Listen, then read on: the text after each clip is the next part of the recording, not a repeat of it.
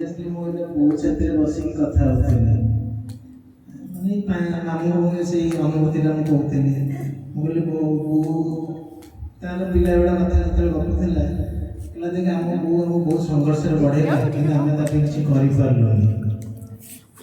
ଆଉ ମୁଁ ମାନେ ଏତେ 50 ବର୍ଷରେ ଗୋଟେ ନଣନ୍ଦ ଭାଉଜ ଭିତରେ କ'ଣ ରେସ୍ପେକ୍ଟଟା ଅଛି ସେଇଟା ମୁଁ କହିବାକୁ ଚାହୁଁଛି।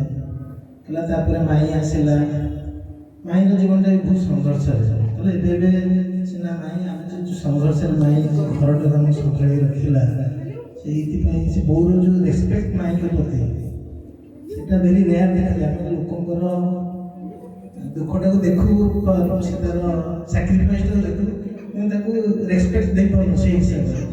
ସେମାନେ ମାମୁଁକୁ ସେଇ କଥା କହିଲେ ମାମୁଁ ଆଜି ଦୁନିଆରେ ସେଇ ରେସ୍ପେକ୍ଟ ଆମେ ଦେଇପାରୁନି କିନ୍ତୁ ବୋଉ ମାଇଁଙ୍କ ରିଲେସନଟା ଆମେ ଛୁଆବେଳୁ ଦେଖି ଆସୁଛୁ।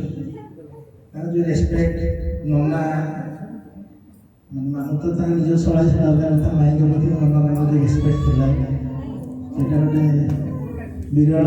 ଆଉ ମାମୁଁ ମାଇଁ ଆମର ଗୋଟେ ଆଦର୍ଶ, ଗୋଟେ କପଲ ହିସାବରେ ମଣିଷ ଆମ ପାଇଁ ଗୋଟେ ପ୍ରୋବ୍ଲେମ୍ ହେଇଗଲା ଭାଇ ଆପଣଙ୍କର।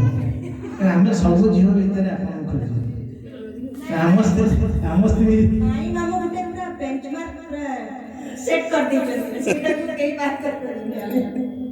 ଆମେ ସଦାବେଳେ ସବୁ କଥା ଆମ ମାଇଁ କାହିଁକି ହଉନଥିଲେ, ଆମ ତ ଇଏ ନାହିଁ ତମମାନେ କାହିଁକି ହଉଛୁ, ତ ଆମର ସେଇ ପ୍ରୋବ୍ଲେମଟା ଆମର ରହିଗଲା। ଆମେ ସଦାବେଳେ ମାନେ ଆପଣଙ୍କ ପାଇଁ ଆମ ବେଞ୍ଚମେଣ୍ଟ ହାଇ ହେଇଗଲେ ଯେତେବେଳେ କି ମ୍ୟାଚ୍ କରିପାରିଲେ। Thank you.